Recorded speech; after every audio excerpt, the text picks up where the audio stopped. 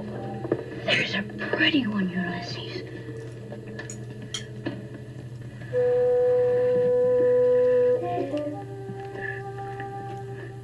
There it is. Hello, BookTube. I'm Sean the Book Maniac. Welcome back to my channel. Here I am with my first, in other words, of 2020. I realized at the end of last year that I would probably get more of these out if I kept them shorter and do them more frequently. So this one is going to be 8 pieces of vocabulary.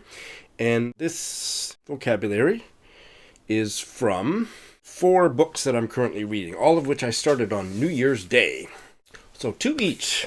The first 2 come from Kate Atkinson's, so far, exquisitely wonderful novel, A God in Ruins, published, I'm thinking, about 2014. The first one is Jaunty. Now, Jaunty, I am buddy reading this with Lindy, and Lindy pointed out that she has knit the word jaunty very cleverly in a couple different pages near the beginning.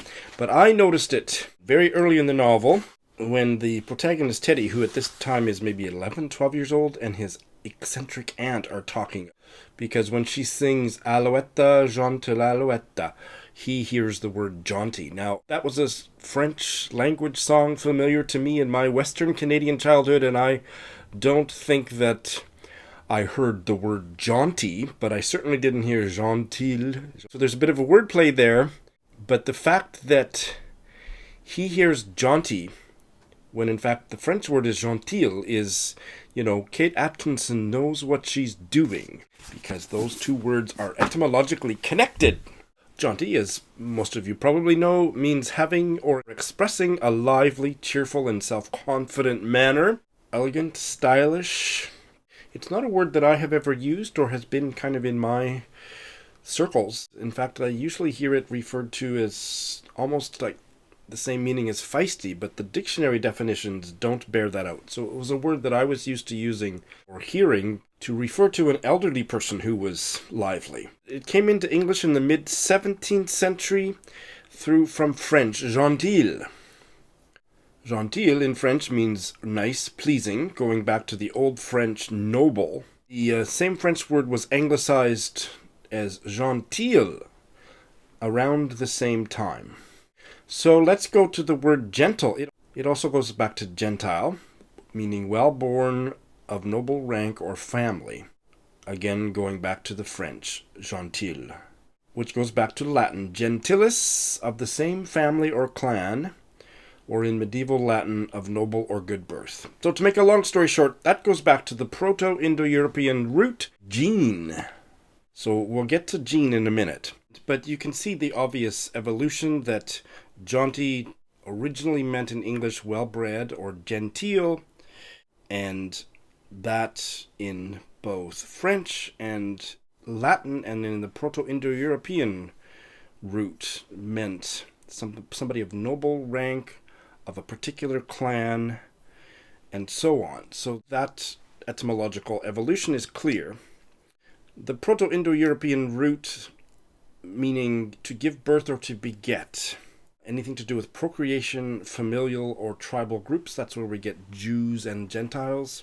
That is etymologically visible in so many words that we use. For example, benign, congenial, engine, genesis, generous, gender, genre, germination, impregnate, indigenous, kindred, nation, naive, progeny.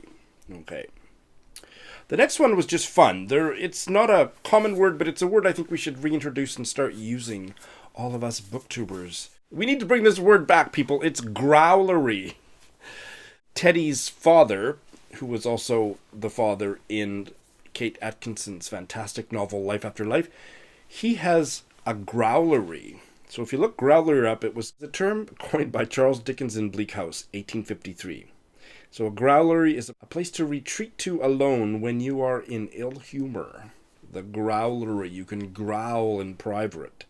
The line from, or at least one of the lines from Bleak House, "This, you must know, is the growlery. When I am out of humor, I come and growl here." So there you go.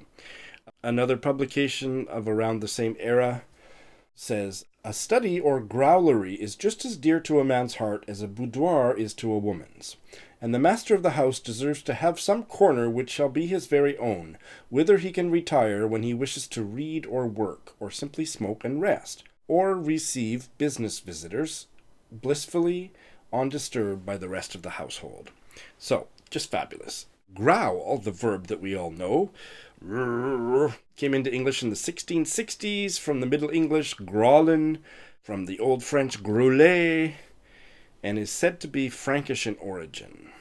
Originally probably onomatopoeia, like it just sounds like what it is. The next two words come from this fabulous 1945 British novel, Norman Collins's London Belongs to Me. And these ones are just informal British words, so we don't need to spend too much time on them. There's one young male character in the novel that is turning into a bit of a thug over the course of the novel. And I think on the very same page, I was introduced to two terms I had never seen. One is knuckleduster. Maybe you British people know what it is, and maybe there's a North American word for it. But I'm such a princess, I don't know anything about this violent apparatus. But a knuckleduster is a metal guard worn over the knuckles in fighting to increase the effect of your blows. Here's a picture or two. There's no etymology, obviously, right?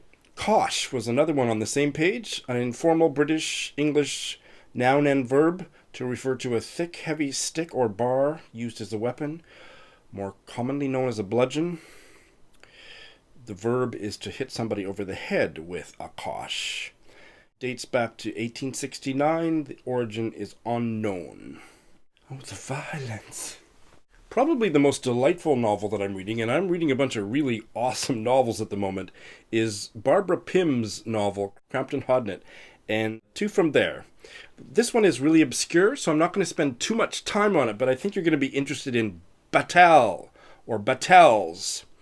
It is a term used only at the University of Oxford to refer to food ordered by members of the college that they have to pay for at the end of the year. I think tuck in the army, the tuck shop, your tuck account, it's like that. But it's only at the University of Oxford, and it's still being used today. This novel, Crampton Hodnett, is set in Oxford. If you were a resident in a college, you were, and perhaps still today are, known as a batteler. It goes back to New Latin and Middle English, meaning to charge for provisions. The origins are unknown, but there is a bit of a kinship with Scots and North England dialects. It's not a word you're going to use every day unless you go to Oxford, but there you go. This one, it was more fun. To noise it about. To noise something about. The sentence is, and this is one of the most hilarious scenes so far in this novel. A man has no sexual interest in the woman that he's out for a walk with, but he ends up missing an appointment, and he's just worried if he can trust the woman not to gossip about being caught taking a long walk with her in the park or something. And he thinks to himself, was she going to nose it about North Oxford that she had been the cause of the curate's non-appearance at evensong? So, to noise something about means to talk about or make known publicly. To gossip, to spread a rumor, to tell a tale out of school. When it's intransitive, when there's no object, it means to make a lot of noise. But to noise something about means to spread gossip, or in this case, tell the true story. Well, I guess he was worried that she wasn't going to tell the truth, that she was going to embellish the story to make it sound dirty. So, noise something about. And finally, the last two are from, I believe they're both from one story in this collection by Helen Garner, appropriately titled Stories. Helen Garner is an Australian writer. The first one is in good nick, which means something that's very old but looks new, or that it's in good condition. For example, I picked up a set of silver plates from an antique shop, and they were in pretty good nick. You can use other adjectives, in bad nick or in fair nick. You can change the adjective, but it means condition. And in fact, this is used in British English, or it was used in British English, but I went down quite a rabbit hole with this one. It shows up in Australia in the 1880s, and I won't give you all the details. I'll put a link, and if you're interested in the deep dive, it's on a website where linguists and word experts answer these kind of questions. It's also found in New Zealand in the 1870s.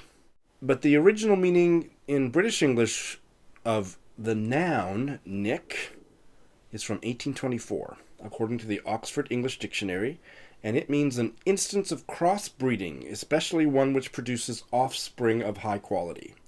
And that was the way that it was being used in Australia and New Zealand in the earliest examples. So this expert wonders if this racehorse meaning is what morphed into talking about something being in good condition or in poor nick, in poor condition. So that's interesting. That's just one expert opinion. I don't know if there are others, but I thought that was pretty interesting. Of course, there are many other meanings of nick, steal, and slightly damage something, but this is the one that was in the Helen Garner story. And the other one is hawser. I would pronounce it hawser, looking at its spelling, but according to the Oxford English Dictionary, that's the pronunciation, hawser. It's a thick rope or cable for mooring or towing a ship. Going back to Anglo-Norman French, Old French, and the Latin word altus, which means high. That goes back to the Proto-Indo-European root al-, meaning to grow or nourish, and we get all kinds of words. Abolish, adolescent, adults, alderman, alimony, alma mater, altitude, alto, eldest, oboe, old, proletarian, world, haughty, all descend from the al, Proto-Indo-European root, and so does this word hawser. That's what I got. Thanks for watching.